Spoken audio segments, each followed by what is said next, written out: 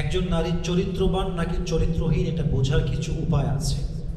একজন নারী চরিত্রহীন কিনা এটা বোঝার বড় একটা উপায় হচ্ছে নারীটা লোভী কিনা। যে নারী লোভী হয় তার চরিত্র কখনো ভালো হতে পারে না। মনে রাখবেন, যদি আপনি বিয়ে করেন কোনো লোভী মেয়েকে, আপনাকে ধ্বংস করার জন্য পুলিশ লাগবে না, র্যাব লাগবে না, বিডিআর লাগবে না, আপনার ঘরের বউ তার ডিমান্ড দিয়ে আপনাকে শেষ করে ফেলবে, ঠিক কিনা বলেন?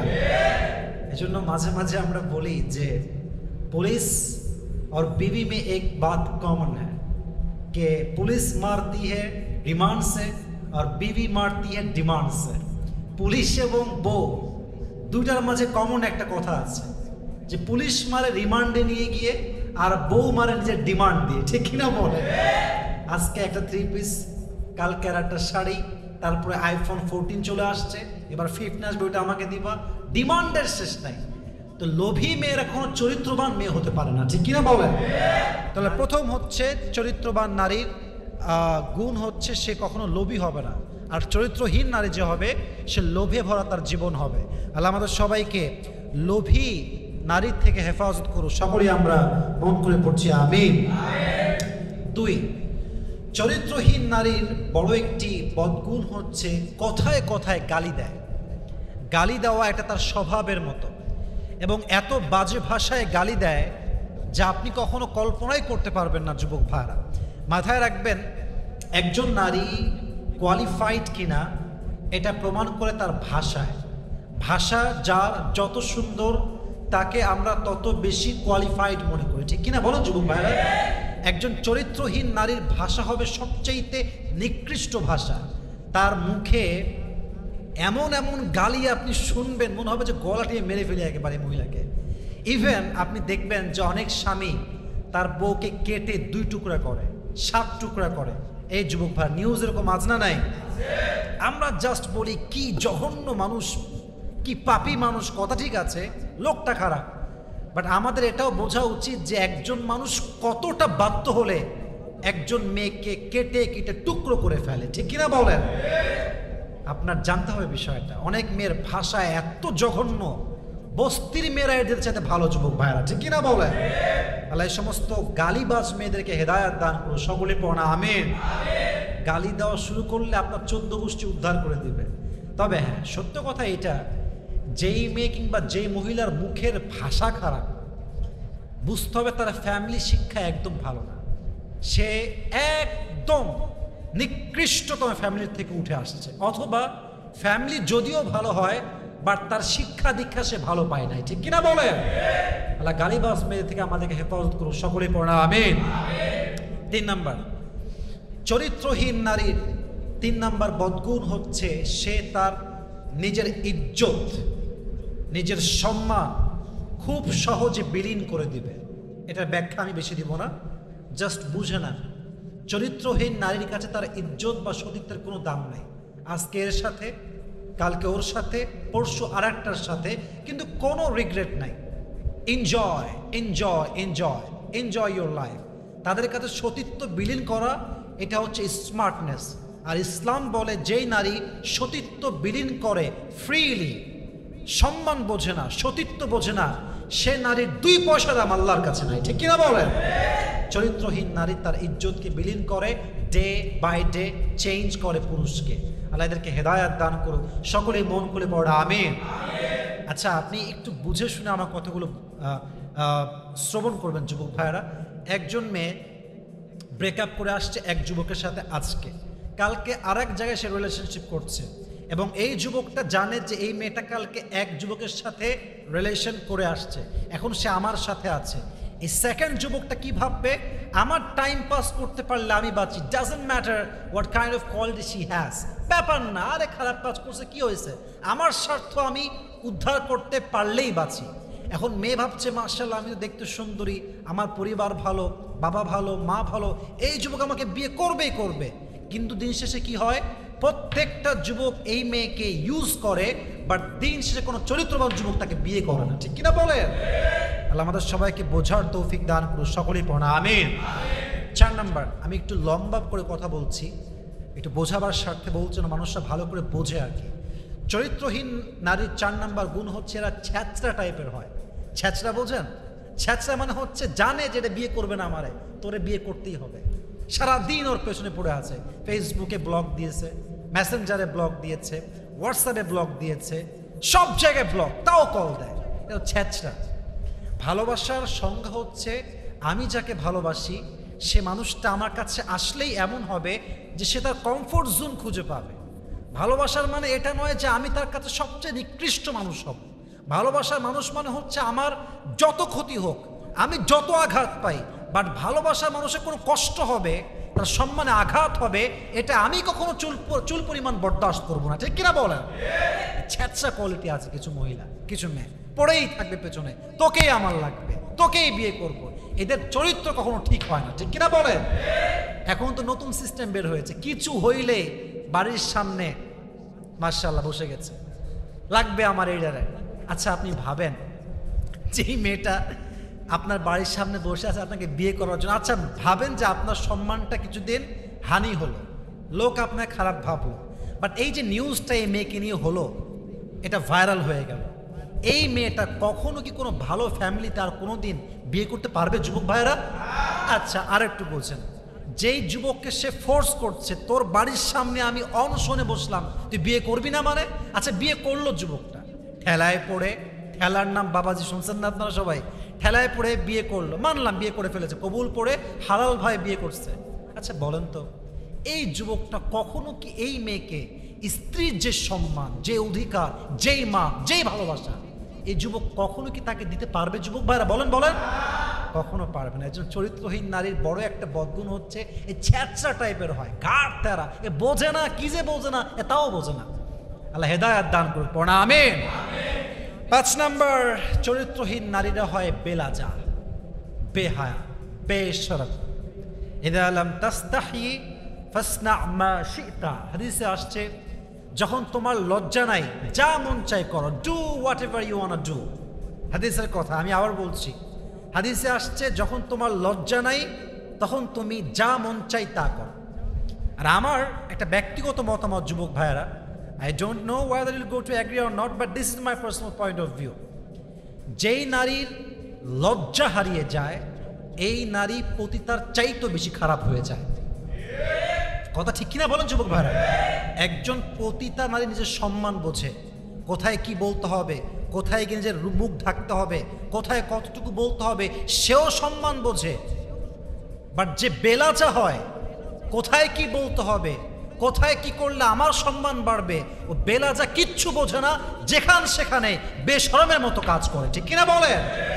বেলাজা হয়ে গেলে মেয়েরা প্রস্টিটিউটকে হার মানিয়ে দেয়। আল্লাহ প্রত্যেকটা বেলাজা নারীকে হেদায়াত দান করুক। আমরা সকলেই মন খুলে পড়ছি আমিন। আচ্ছা এটা হচ্ছে 5 নাম্বার। 6 নাম্বার, যে নারী চরিত্রহীন হয়, আমার চোখে সবাই চোখ রাখি, একটু বুদ্ধি শুনে আমরা কথাগুলো বোঝার ট্রাই করি। সকলে তাকবীর দেন, লিল্লাহি তাকবীর। সবাই তাকবীর দিবেন জোরে, আমি সাউন্ড পাচ্ছি না, সবাই তাকবীর দেন, লিল্লাহি তাকবীর। চরিত্রহীন নারীর 6 নাম্বার বদগুণ হচ্ছে এরা প্রথমে আপনার সাথে কথা বলবে, আপনার নাম্বার নিবে, আস্তে আস্তে আপনার গোপন বিষয়গুলো জানবে, আস্তে আস্তে অবজার্ভ করবে, তথ্য নিবে, খবর নিবে, কথা বলবে, কল দিবে, আপনার সাথে চ্যাটিং করবে, এবং যখন সম্পর্কে একটু ফাটল ধরবে সঙ্গে সঙ্গে আপনাকে আপনার পার্সোনাল ইস্যু নিয়ে, আপনার প্রাইভেট ম্যাটার নিয়ে আপনাকে অ্যাটাক করার ট্রাই করবে। ঠিক কিনা বলেন? এই ব্ল্যাকমেইল করে এরকম মহিলা যুবক ভাইরা আছে না নাই? তুমি যদি আমাকে বিয়ে না করো অমুক দিন তুমি আমার সাথে ছিলে, এটা আমি ভাইরাল করে দিব। লেট হেলা, আজীব একটা যুগে আমরা আসছি। এজন্য আমি সবসময় বলি যুবক ভাইরা, জীবনে যাই করেন আর তাই করেন, চরিত্রহীন মেয়ের পাল্লায় কখনো পড়া যাবে না। ঠিক কিনা বলেন? এদের নিজের কোনো সম্মান নাই, নিজের কোনো আত্মসম্মান বোধ নাই, কোনো ব্যক্তিত্বই নাই।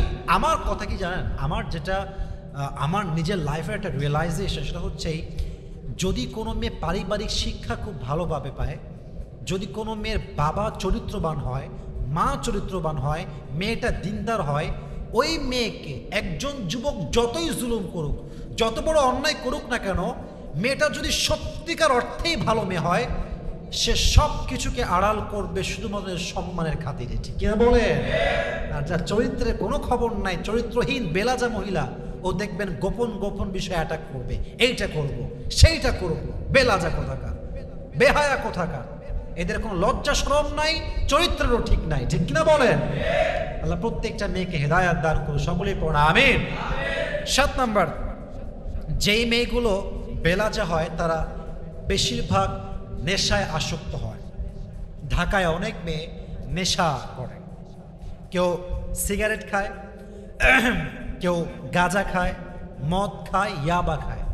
ইভেন ঢাকাতে অনেক মেয়ে আছে এত বেশি নেশা করে একজন যুবককেও হার মানিয়ে দেয়, ঠিক কিনা বলেন? আমি সেদিন ঢাকার যমুনা ফিউচার পার্কে গেছিলাম একটা কাজে শপিংয়ের জন্য। আমি যখন জাস্ট বের হয়েছি বাইরে, আই ওয়াজ লিটারালি শকড যে একজন মেয়ে পাবলিকলি, যদিও আমরা শকড হই, বা ঢাকার মানুষের একটা খুব কমন সাবজেক্ট, খুবই কমন বিষয়, একদম জিন্সের প্যান্ট টি শার্ট পরে ধুমাইয়া পাবলিক প্লেসে টানতেছে বেরিয়ে, ধুমাইয়া, লজ্জা শরম কিচ্ছু নাই। এজন্য চরিত্রহীন নারী যে হয় সে নেশায় আসক্ত হয়। আর যেই মেয়ে নেশায় আসক্ত হয় তার চরিত্র কি যুবক ভাই কখনো ভালো হতে পারে? পারে পারে? আল্লাহ এদেরকে হেদায়াত দান করুন, সকলেই পড়া আমিন। 8 নাম্বার, চরিত্রহীন নারীরা প্রচণ্ড পরিমাণে স্বার্থপর হয়। এটা মেয়েরা ভালো বুঝবে, আমাদের চাইতে মেয়েরা ভালো বুঝবে। অনেক মেয়েদের বান্ধবীরা আছে স্বার্থপর, খালি স্বার্থে ডান থেকে বাম হলে তোকে দেখে নিব, তোর খবর আছে, রাজশাহীর লোকের আর কি, তোকে দেখে নিব আমি, তোর বাড়ি কোথায় আমি তোকে দেখেই ছাড়বো, লে ঠেলা শুরু হয়ে গেল। এটা ঠিক না। চরিত্রহীন নারী যারা হয় এদের সবচেয়ে বড় বদগুণ হচ্ছে এরা স্বার্থপর হয়। স্বার্থ থাকলে মিশে, স্বার্থ শেষ সম্পর্ক শেষ, ঠিক কিনা বলেন যুবক ভাই?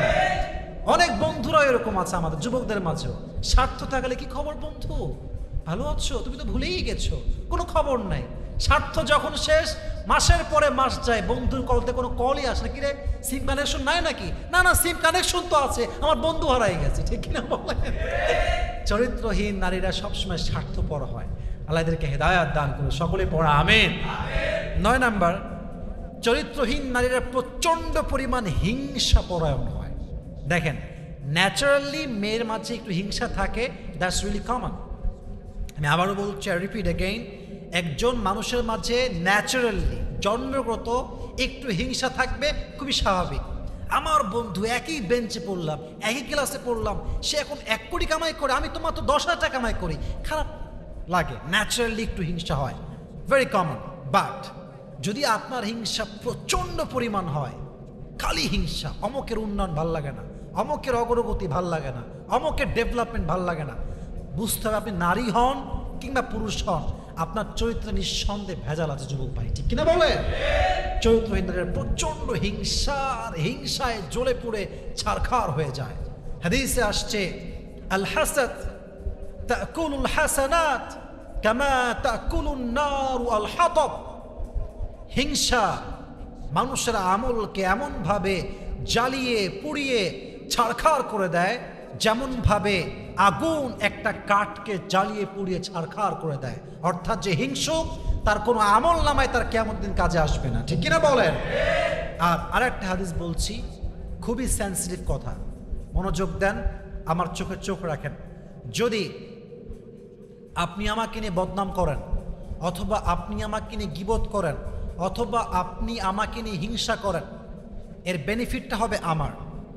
এক, আপনার আমল নামায় যে সওয়াবগুলো আছে সেই সওয়াবগুলো আমার আমল নামায় ট্রান্সফার হবে। আপনি যদি বদনাম করতেই থাকেন, গীবত করতেই থাকেন, হিংসা করতেই থাকেন, আপনার সমস্ত আমল নামা একদিন আমার হয়ে যাবে, আর আমার গুনাহের ভারগুলো আল্লাহ আপনার গুনাহে দিয়ে দিবে। নাউজুবিল্লাহ পড়বেন না আপনারা সবাই? হিংসা পরায়ণ হবেন না, হিংসুক হবেন না। আল্লাহ আমাদের সবাইকে হেদায়াত দান করুন, সকলেই পড়া আমিন। সর্বশেষ 10 নম্বর বাজে গুণ একজন চরিত্রহীন নারীর। চরিত্রহীন নারীরা দেখবেন প্রচণ্ড পরিমাণ অ্যারোগেন্ট হয়, অহংকারী, তাকানোই যায় না।